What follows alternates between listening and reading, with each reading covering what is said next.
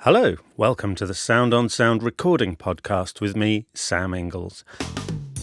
Today I'm delighted to be joined by Tony Nee from Soundtoys. Now, Tony's a relatively new face at Soundtoys, but the company itself has been around for a very long time.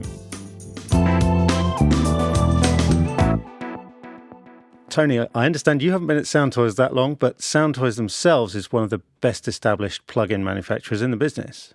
Oh yeah, I've been only working at the company for a little bit over 2 years, but the thing is, I've been a fan of Soundtoys for pretty much as long as I started making music, working with different artists and different mixes, and people come back to me. They're like, "We really like what you do. What are you doing?" And then I don't tell them what I'm doing, obviously, because I want to make them keep coming back to me. But it a lot of times involves a heavy amount of like microshift and like a lot of decapitator and all of our goodies that everybody just keeps coming back to. I mean, the thing is, like, our owner, Ken, he worked on the original H3000 algorithm units with Bob.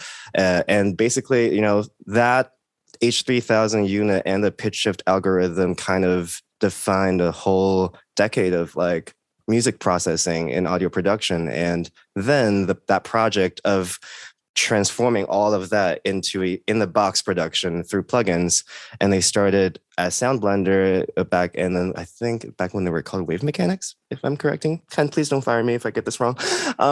But they've transformed themselves ever since Soundtoys 5 was released, and now we're at the stage where Soundtoys has made its name in the industry as that go-to toolbox that most people really, really come back to because they just love our analog vintage style and saturation and the way we really, really pay attention to a lot of details in the modeling of all of the different gears. Because the thing is, every single plugin you'll probably find the inspiration for all of the gear up in Burlington, Vermont, somewhere stashed in a warehouse.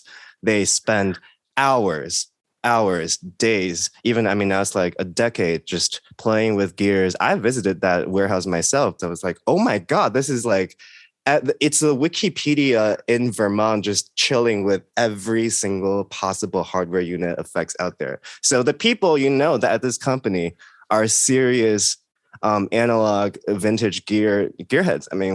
We're all music nerds of the company. That's what we share as passion, like one passion as a company. So I really loved working there for the past 2 years. And it really speaks volume to how much they put into the plugin emulation. Yeah, for sure. And one interesting thing I've always thought about Soundtoys is that there are a lot of plugin manufacturers out there who feel they have to release new plugins all the time. You get a new plugin practically every month and then a catalogue of hundreds and hundreds of them. Soundtoys, although they've been around for 25 years or more, the catalogue is still quite compact now, and they don't release anything until they're absolutely certain that it's ready. That's a real difference in philosophy.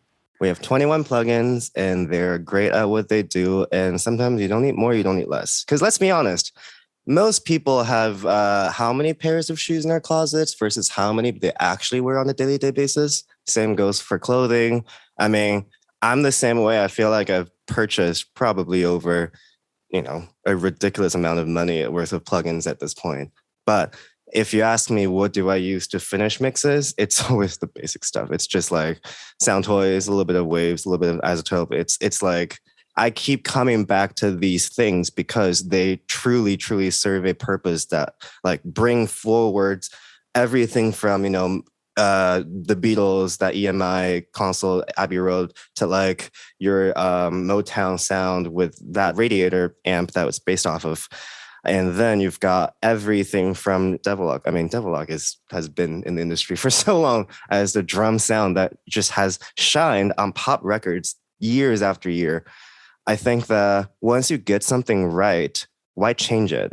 And music, a lot of times, isn't about using the newest and the best ways. I think that there's a certain nostalgia that people look for when they listen to music as an audience, right? Like they kind of, our parents grew up with the great 60s, 70s, 80s and whatnot. And now we're, for now, more than ever, youngsters are listening to older music if I remember correctly. So I think that the reason why we didn't feel the need to keep creating more plugins was purely based off of the fact that it works. If it ain't broke, don't fix it.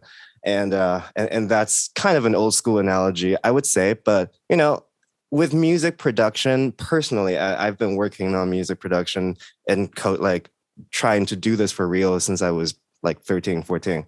And I've always felt like you got to know the history and you got to learn how to do it the old way so that you don't kind of lose perspective on how to go forward and really change something. Because it's like there's always going to be a new plugin. There's always going to be the next thing, but sometimes, I don't know, people keeps coming back to the pasta. Yeah, for sure. And I know you're very keen to talk about workflow in this podcast. And actually, I think that's one of the really neglected aspects of a good workflow is having a relatively small number of tools that you know really well and you find really intuitive, as opposed to having hundreds and hundreds of plugins in your plugin folder that you only have a sort of passing acquaintance with and you have to puzzle out every time you open them. And I think that's one of the things that still makes the Soundtoys catalog so popular.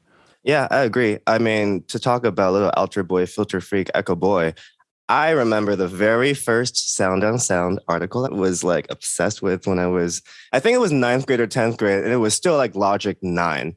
And I was digging around Lady Gaga. So I grew up with Gaga, love Gaga. Just Dance was probably like Poker Face. Those two records probably start up my music career in a way. So I was digging around, and guess what echo they used for Lady Gaga's Just Dance? Take a wild guess. Was it Echo Boy? Yes, it was Echo Boy, exactly. And I just remember I was like, "What? Echo Boy? I've never heard of that. That's cool." And then that record was mixed back in 2007 probably. And here we go. Here today, I'm still using it. There's just nothing that beats it. Absolutely. Well, I can see from the screen that you're sharing with me that you've got a Pro Tools session loaded and ready to roll. And you're going to talk about how you can use these Soundtoys plugins to get, I guess, a finished sound at the mix. So what's your starting point here? The thing is, I do a lot of clip gaining work when I get stems. So actually, I produced this track. So I did a lot of, mixing back in Logic once I was finishing off the production. But once you import it into Pro Tools, you still want to do quite a bit of basic volume balancing and all that. So my starting state is always, go through the arrangement, do my cleanups, and do my volume balancing with no plugins and, just kind of gain staging everything. And that is an homage to my very first mixing class where I was on an API legacy console and we had to only use volume and pen to mix a song. There's a lot to be said for that approach. Exactly. That's my first workflow, is just to get everything in shape in terms of how the bare bone volume, because I think of it as, building a house, you got to make sure the base is strong. Same thing here. You want to make sure that the bare bone structure of the balance is right. Because then when you're doing plugins, and ideally we always talk about A being at the same gain, right? Before and after match the gain. So theoretically, you're not supposed to change too much gain as you're processing your tubas and your auxes and all that. And so for me, that means maximize the gain in the very beginning with just the volume of the clip themselves. And that also means sometimes going into the vocal and turn down S's. Yeah, for sure. But when you say maximizing the gain, you're not talking about making it as loud as possible. You're talking about leaving the right amount of headroom for subsequent processes in the chain, yeah? Signal to noise ratio, exactly. Not necessarily like maximizing, make everything sounds like a sausage, but we're talking more about, I want the vocal in the verses to be at a certain level, but in the chorus, it might have to drop down a few dBs so that the bass can come a little bit more. There's these conversations between the dynamics, between instruments that happens, and you have to identify that as soon as you pull the session up. So it's like, okay, well, cool. There's a bass line that's obviously doing something. And there's a voice and there's a kick. So those three trio, there's a dynamic relationship. There's a dialogue going on. How do you work with that? You got to kind of go in there. There's nothing like going in there and, doing the volume yourself at each section. I mean, that's dynamic writing, vocal writing, all volume writing, bass writing. Everybody used to do that on the console. It's like you're really performing the console like an instrument, right? So that's kind of, for me, why I do all of this volume and gain work before I try to throw some, decapitator on for saturation, which we'll get into in a bit. Yeah, I mean, that sounds like we actually have quite similar approaches when we're starting out with a mix then, because what I'll try and do generally is use clip gain or similar to make it so that the mix is reasonably well balanced with all the faders at 0. Is that your idea as well? Yeah. If you take a look, all my faders are at 0. Excellent. Oh, that looks very neat. You can't see this on the podcast, right? Because this is an audio-only podcast, but take it from me, that's a very neat row of faders. So yeah, I mean, right here, the only things that are intentionally not left as 0 are like the parallel stuff and maybe a few tweaks that I had to do at the final mix stage where I'm like, all right, everything is pretty much in shape, but I want that vocal a little bit louder. So then I tweak maybe like a few dBs up. And that's also helpful because if you do that for all of your mixes and you leave the volume fader as the last bit of like volume gain change, you can use that almost as like, oh, the manager told you to like bring that up. So you remember that, oh, if I brought this fader up, that there's a purpose like for that 2 dB change. It must have been a note from the artist, the manager, the producer, or, something I did. Otherwise, we have plugins that have input and output gain knobs, and I love that. Yeah, absolutely. And talking of plugins, I notice looking through this session again, you're using the CQ equalizer a lot. Now, as far as I'm aware, that's the only sort of conventional equalizer that Soundtoys make. It's modeled after an old Siemens console. I've always thought of that as being a sort of special occasion EQ, I suppose, a bit of a character piece, but you're using that on practically every track that you're actually EQing in this mix. Exactly. Because the thing about CQ, it's that the high, so it's very easy to use, right? It's just low, high, and the mids, and I'll show you. And the thing about CQ is if we actually dial up the user guide, which can be accessed under the little explanation point, and you can actually take a quick look at the EQ curves and the responses.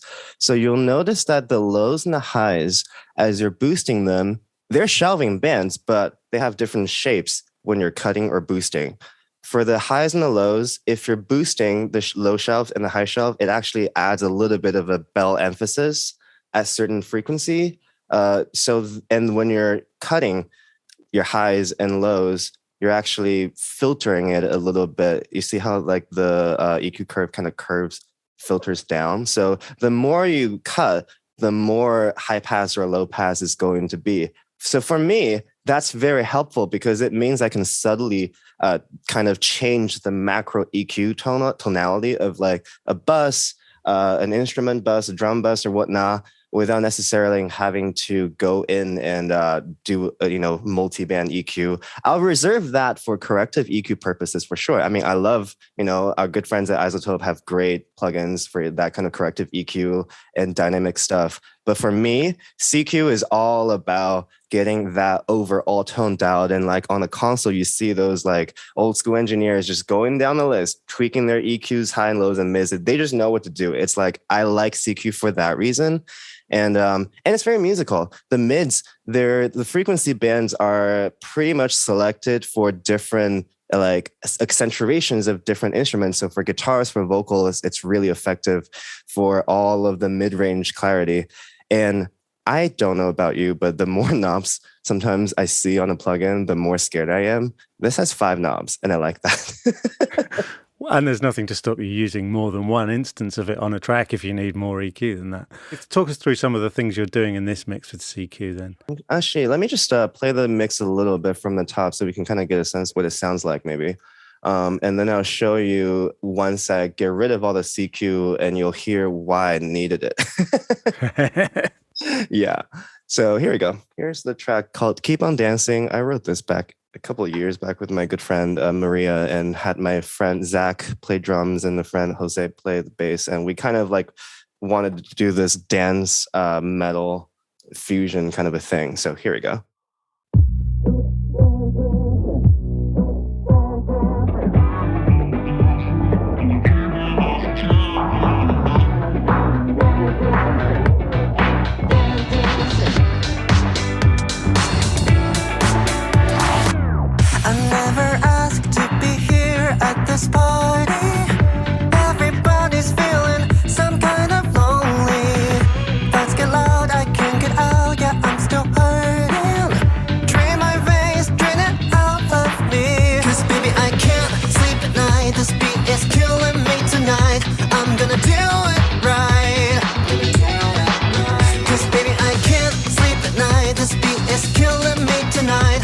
Me beat on the dance floor. Gonna keep on dancing till I'm feeling nothing. Dancing. Let me beat on the dance floor. Gonna keep on dancing till I'm feeling nothing. Dancing. Let me beat on the dance floor. Gonna keep on dancing till I'm feeling nothing. Awesome. I love me a bit of dance metal. Thank you. How about that fade though at the end? Very elegant.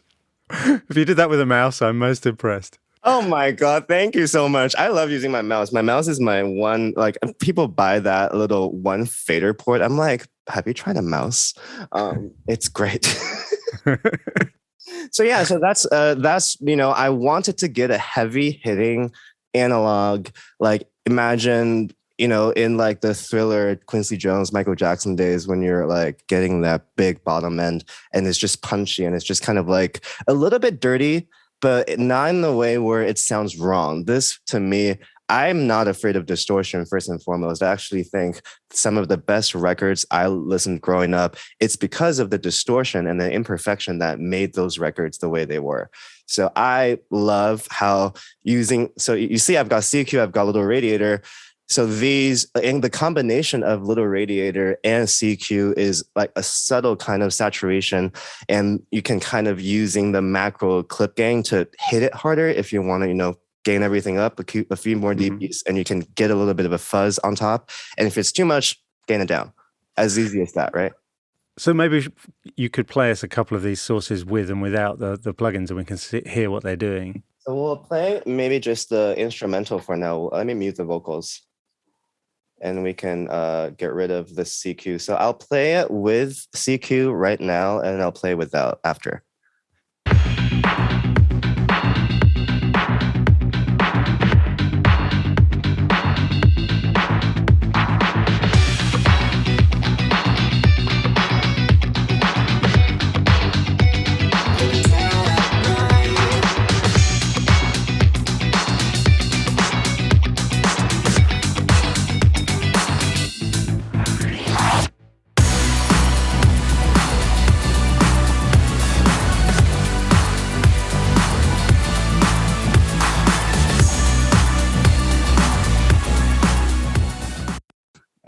So like that kind of punch and the sparkle, I think if you take CQ, I'm going to get rid of all the CQ here. And I'm even going to get rid of the Little Radiator too. So Little Radiator is for me a subtle mid-range saturation based off of the Motown like warmth of that tube amp. So for me, having Little Radiator giving a little bit more of that presence from the mid-range saturation, going into CQ and then do a little bit of just high passing, low passing, and general tone shaping. So it went from this bare bone sound from here. So I'm going to bypass everything here and let's take a listen.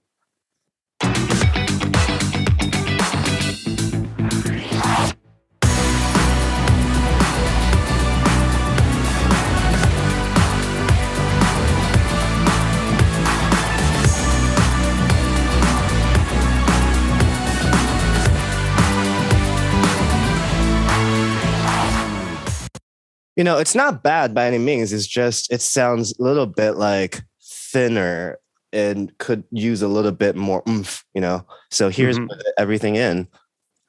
I should point out you're using these plugins on instrument buses here, not just on individual tracks. So it makes quite a big difference because you've got your whole drum kit going through that. Exactly. That's, you know, back on consoles, you would sum things down to different buses, and then that summing, that each gain staging point adds a little bit of character as the signal gets summing through the summing amplifier. Okay, so let's hear it again with those plugins in.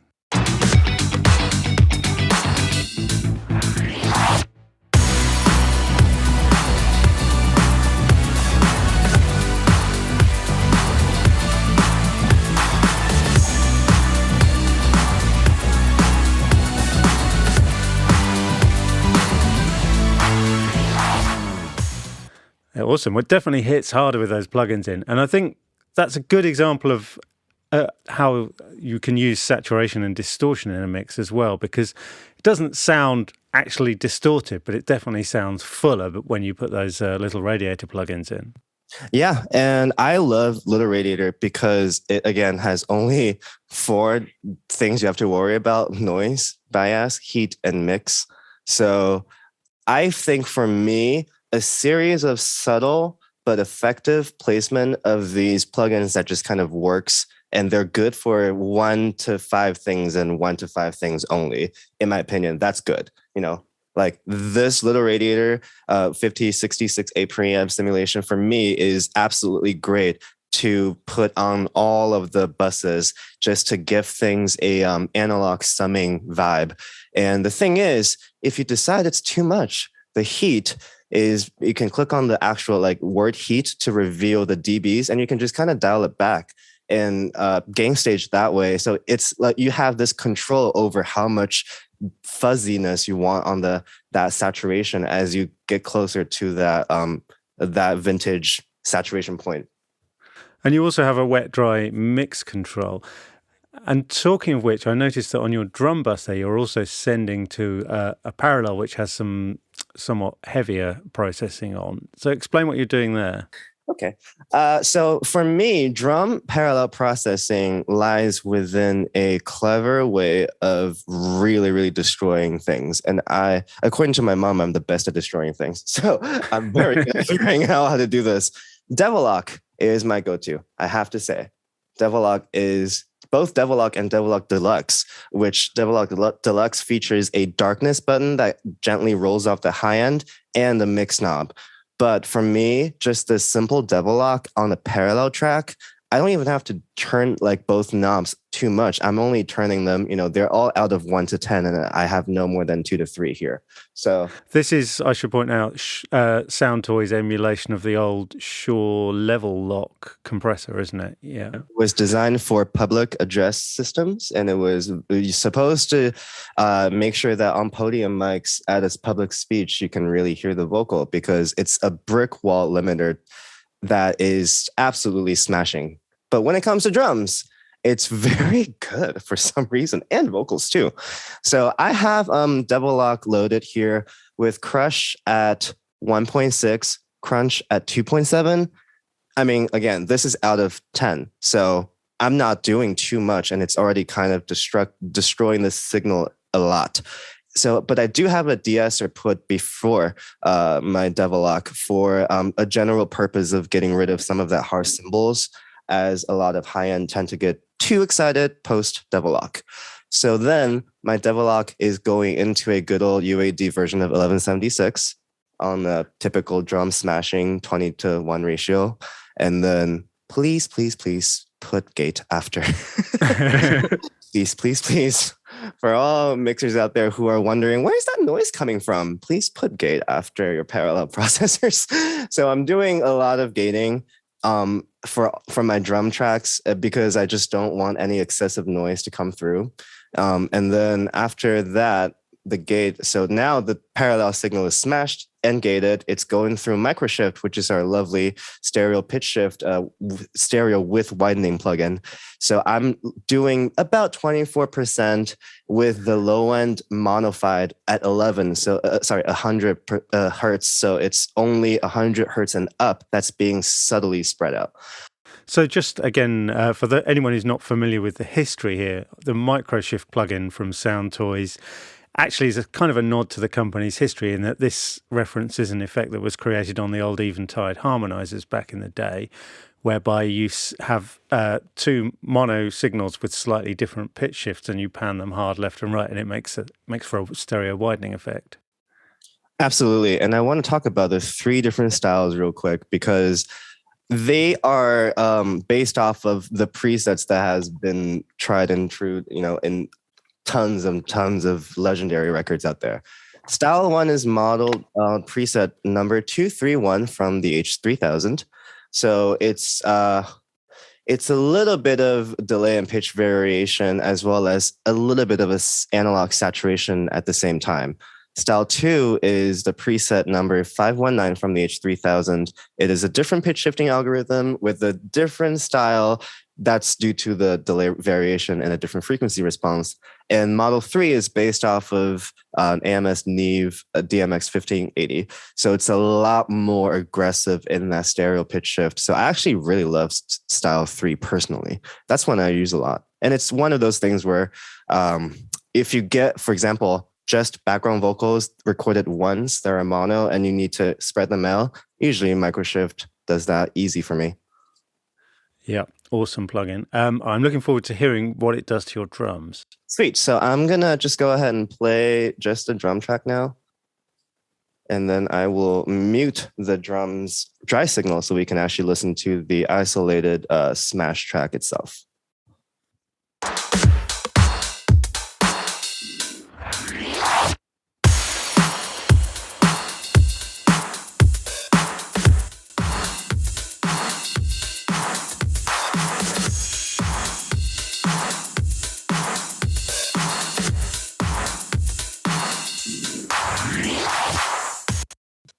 It's very subtle, but it's a with addition that has a smashed copy of the drums, but with kind of like that transient, very limited, because the transient is being taken care of by the drums dry signal themselves.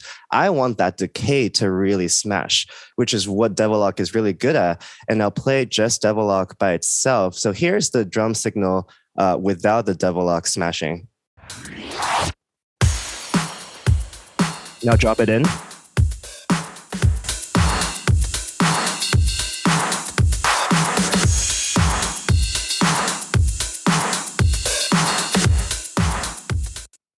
That Devil-Lock trick, I feel like, was one of those first parallel trick I've learned probably 10 years ago when I first started doing researching on drum processing. And Devil-Lock has been in pop records for as long as I've been listening to them. I hear it, I identify that sound in loads and loads of great drum records out there. And I can get that same vibe back with using pretty much just Devil-Lock and another compressor. Yeah, I think, was it Chad Blake who was the first mix engineer to start using those old Shure units? Yeah, that sounds about right. I mean, I think a lot of the beautiful plugins we use came from interesting accidents that happened that were never supposed to be used the way they did. I mean, Auto-Tune famously was a harmonizer that really shouldn't have been used as a pitch correction, but they did anyways. So I'm the same way as Soundtoys. We kind of have this mindset of, yeah, we do have 21 plugins, but if you really, really know how to play with the toys, you can create a whole new world of different plugins based off of like how you use them, how you use one after another. And this is one of my favorite thing about like using Soundtoys is I can put Devil-Lock as a smashing track, and then I can immediately throw Microshift right after it. So now it's not only just smashing the dynamics, it's also adding a little bit of that width separation. So it's almost like adding ambience to the drum set without adding a certain reverb to muddy things up. Yeah, very impressive. And, you know, from what we've seen so far, we've only really looked at 4 plugins, and yet we've still explored really quite a wide range of things you can do with them sonically. What else are you doing with Soundtoys plugins in this mix with the other plugins in the catalog? Let's talk about Decapitator. So Decapitator is our good friend that has 5 different styles of saturation based off of 5 very iconic different style of just, saturation over the years. So A is based off of the MPEX 350 tape drive preamp, not the tape itself, but actually the preamp drive. So this gives a very iconic studio sound from the 1950s with that beautiful master buzz finish, as well as smooth distortion. So it doesn't sound necessarily, distorted, but it sounds nicely beefed up. And the E style is our iconic EMI Chandler TG channel based off of that mixing console in Abbey Road. So it's definitely got that indie rock, a little bit of that Beatles vibe from just using it. And I've also loved using the E setting on guitars. For some reason, it's just great. The N is the Neve 1057 early Neve sound style. So it's got a much more bottom and a lot more weight on that low end, but also has a very focused mid-range clarity as well. And the last two settings, TMP, are the triode and the pentode setting from Culture Vulture. So you get like these two, one is odd harmonics and one is even harmonics. So you kind of get to play around the sound just by changing between TMP. So yeah, I love using Decapitator to subtly, again, add the kind of tone that people love from decades of music to different buses. Again, I'm using these. Actually, I'm using this specifically on the vocal because I felt like the dry vocals sound clean. I wanted to have a little bit more vintage grit to it. So I'm using the tape amp emulation on style A with just a little bit of drive at 2.1. So let me play the vocal and I'll just show you what that's doing. This is the chorus vocal. Let me wait on the dance floor. Gonna keep on dancing till I'm feeling nothing. Let me wait on the dance floor. Gonna keep on dancing till I'm feeling nothing. All right, let's bypass it. Let me wait on the dance floor. Gonna keep on dancing till I'm feeling nothing. Let me wait on the dance floor. Gonna keep on dancing till I'm feeling nothing. I'll put back in. Let me wait on the dance floor. Gonna keep on dancing till I'm feeling nothing. Let me wait on the dance floor. Gonna keep on dancing till I'm feeling nothing. Definitely some extra excitement there, isn't there? And I noticed you've got two instances of it going on there. So yeah, because I sang the lead vocal twice. So one of them is just kind of a very, very gentle, not too much, kind of a tonal shaping, because we also have a tilt EQ. A lot of people might not know this, but the dark and bright, the tone knob on the Decapitator is a tilt EQ. So sometimes it's not really like, oh, there's too much low end or whatnot. Sometimes you might just want to shift the tone kind of from that low end heavy, not enough high end, to tilt it a little bit. So I'm like doing a dB of tilt on my lead vocal here to get that high end a little bit, ever so slightly more excited.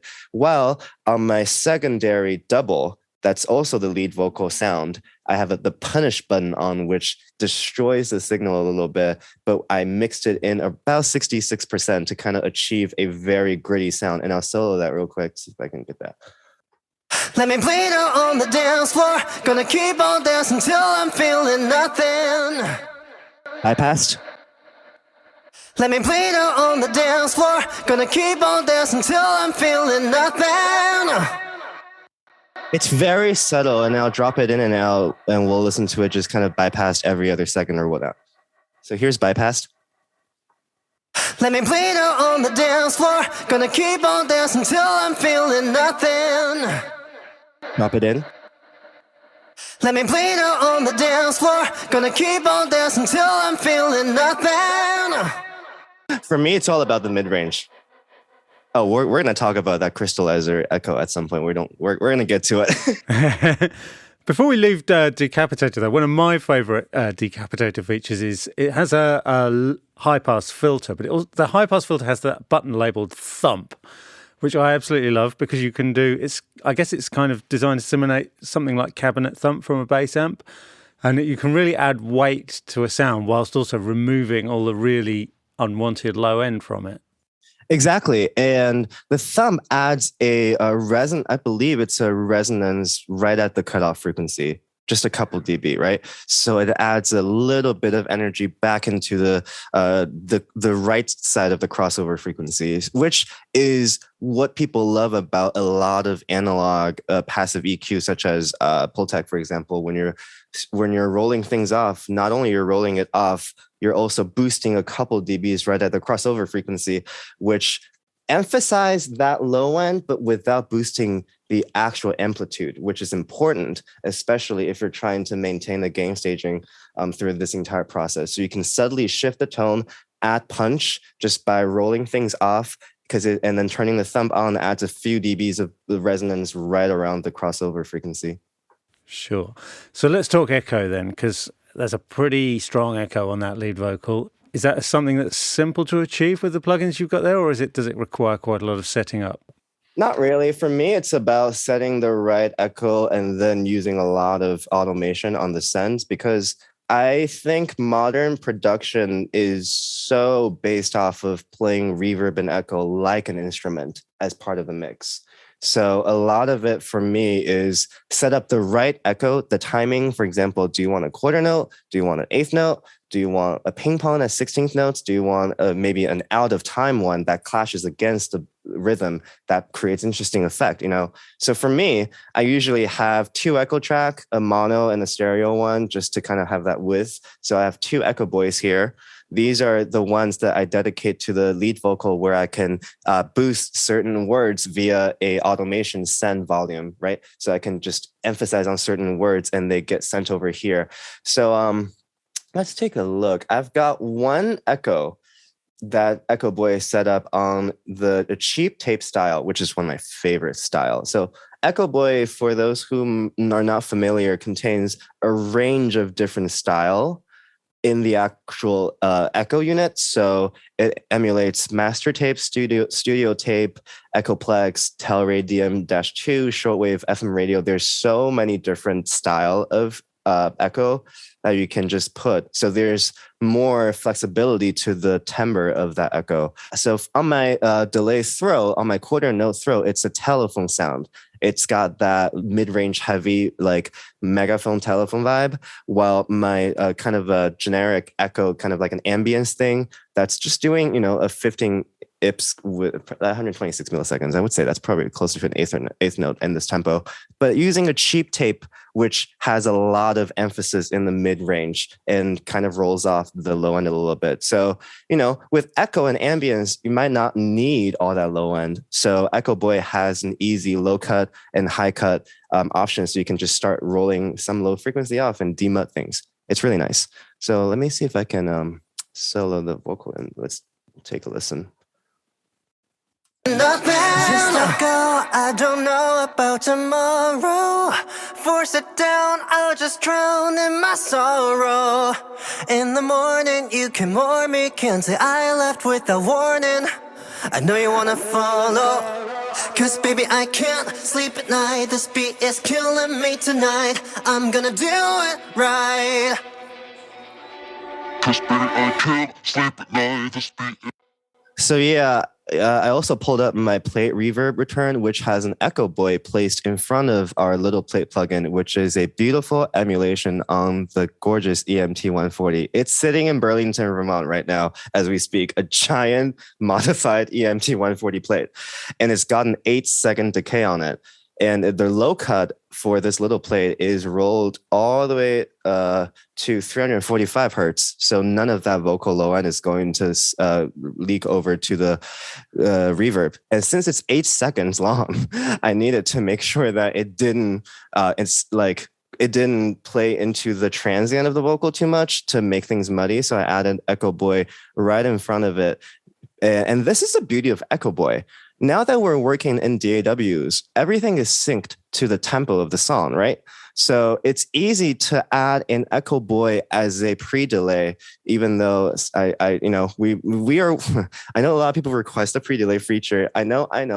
But personally, this is the part where I'm like, I arguably prefer using the Echo Boy as a pre-delay because you can switch the time from, 16th notes, 8th notes, it's 64th notes. You can actually time it to the music. And I think it's more important to keep reminding yourself that you're working on music. You're working with a bars and beats based system, or at least pop music per se.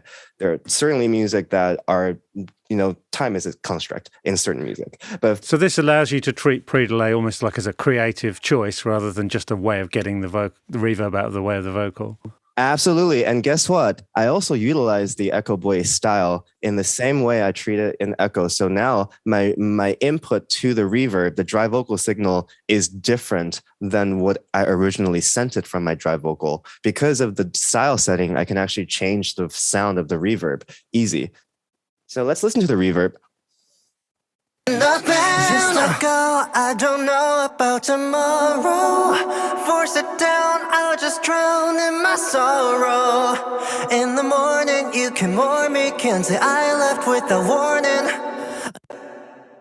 I also have the reverb go into a little radiator. Yes. And and it's getting a little bit of a stereo imaging through actually S1 imager from Waves, but I could easily swap that out with a microshift. I think this was just from a different session that I imported. And then it's being actually doing a little bit of EQ. Well, not really, but there is an LFO modulation that I found that's chained to the quarter note of the actual tempo that gives the plate reverb a little bit of that pumping effects to kind of fit with the kick. And the 16th notes Echo Boy setting really helps that lead vocal stay in the center without feeling like it's smudging with reverb, because I've got 8 seconds as a decay. I'm going to say I would never think normally to use an 8-second reverb in a busy mix like this with a fast tempo, but that works very well. Yeah, and I'll take a listen at just the echoes themselves as well. Here we go. Nothing. Just let go, I don't know about tomorrow. Force it down, I'll just drown in my sorrow. In the morning, you can mourn me, can't say I left without warning. I know you wanna follow, cause baby I can't sleep at night. This beat is killing me tonight. I'm gonna do it right. Cause baby I can't sleep at night. This beat is killing me tonight. Let me play it out on the dance floor. Gonna keep on dancing till I'm feeling nothing. Dancing, keep dancing. Let me play it out on the dance floor. Gonna keep on dancing till I'm feeling nothing. A lot going on here for sure, but the thing is they're rhythmic, so I almost use it as a time-based, really time-based instrument as a response to the vocal. So you can hear it almost as if this person is screaming off of the top of a mountain, and just like that energy, that vibe is just really, really emphasized with like a quarter note based echo. And I just use simple volume automation on the send from the lead vocal to emphasize certain words. And as well as sort of conventional delays there, you've also got what sounds like some pitch shifter delays. Yeah, so let's take a listen to just the ambience delay, because a lot of times to add ambience to the vocal, it might not necessarily be a reverb thing, but rather delay. Because if we think about how just in a physical space, how the vocal usually sits in, for example, like a cathedral, right? You've got that first reflection, but you also sometimes have in a smaller space, maybe like in a smaller church hall or something, or even a stage, you start getting these more short delay almost, that really in a way helps the vocal sit in the mix to feel like there's an ambience around it, rather than using something like a plate reverb. I would actually go for a short but a lot of feedback on a delay like this. So I've got a 126.2 milliseconds echo time here on the cheap tape style, and I've got feedback turned up about like a third way up, and a little bit of low cut, a little bit of high cut, and so this is what it sounds like. Nothing. Just let go, I don't know about tomorrow. Force it down, I'll just drown in my sorrow.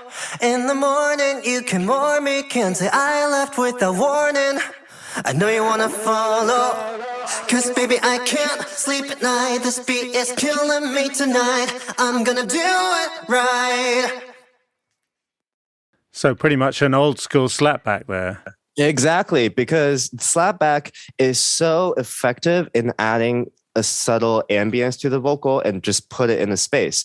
I think of it as, it's giving the vocal like this this cloud over it in a way, but you still see like that sunshine, like the ray of vocal coming through. Awesome. Well, I mean, it's amazing the sheer spectrum of delay effects there that you've created pretty much with 2 or 3 plugins, and most of them just with Echo Boy. Are you using any other things on those Echo returns? Just little radiator. And I'm not doing much because the thing is, I love this different style that comes with Echo Boy. It's one of those Echo that you can just use a preset and tweak a few knobs from there, and it usually works. And that's what I love about it, because I think you don't want to be in the point in the mix where the technicality of the plugin gets in the way. You just want to keep working creatively and just express, And I like Echo Boy. And for this other reason, I'll show you. If you hit Control and Option and click down on any plugin parameters, and they turn red. So now it's locked. Ah, cool. Flip through all the different presets, and those red locked parameters will not change. So you can just go and audition different ones. Do you know I've been using that plugin for 20 years and I didn't know that. Amazing. You changed my life. Oh, I'm glad. Well, that's what I'm here to do, right? So yeah, I use that feature a lot. I mean, again, Echo Boy has how many styles? 1, 2, 3, 4, 5, 6, 7, 8, 9, 10, 11, 12, 13, 14, 15. Yeah, over like 20 style. And that's just the actual sound, the timbre of the Echo itself, right? Combined with saturation, combined with echo time, and you can set from single echo to dual echo to ping pong to rhythmic echo, so you can actually get a little bit of a tapping going on. And not to mention the tweak buttons. People sometimes overlook the tweak buttons, but you can actually stereoize a plugin, the echo right there with the width and the left-right offset. And then you can even give it a little swing if you want with the echo. And the style is editable. Each style has kind of an EQ built in where you can play with it. And it's actually got like all of these diffusion and modulation too. So really, this is what I mean. I don't need a lot of plugins. I just need one that can do a lot of things in the way that I want it to do. Like Echo Boy is one of those plugins that you can buy it once and use it on 10 different genres. And you're like, wait, what else can it do? Yeah, absolutely. It's simple on the outside, but it's incredibly deep once you get into it. Well, I mean, Tony, thanks so much. This has been absolutely amazing. And, like I say, I've been using Soundtoys plugins for 20 years and I've learned something new here. But for anyone who's listening who's not already into the Soundtoys world, just explain a little bit about what the purchasing options are and how we can get started. Sure. So if you go to our website, soundtoys.com, you can see all of our category right there. And you basically purchase directly on the website and you receive an activation code that can be used to, redeem straight to your DAW or your iLock account if you want to use 2 computers at the same time. But an iLock account is not required if you just want to activate your plugin. It's only for if you want to managing multi-device. And purchase options, we can also do education discounts if you can provide that you are a student enrolled in the current semester in a university accredited or some approved audio engineering programs as well as faculty members who teach music. And we also have different deals with Sweetwater third-party plugin dealers. So there's a lot of sales going on through third-party reseller as well. And you can buy individual plugins or just only the whole complete set? Up to you. If you can do the Soundtoys 5 bundle, which comes with every single plugin that you can use as individual plugins, or if you just want to buy 1 or 2, that's okay. We've got individual license as well. And then if you want to just get a taste of Soundtoys, but do want to save some money, Effect Rack is a great tool. It comes with pre-installed 14 different effects, excluding some little effects and little play and little alter boy and all that. So, but it's got the main bare bone of the 14 different effects units that we are really, really, really proud of in one plugin. So you can pay for that and get 14 different effects in an effect rack, literally, that you can use to drag in and out and use the recycle feature, which I wish we had time to talk about to like really make things interesting.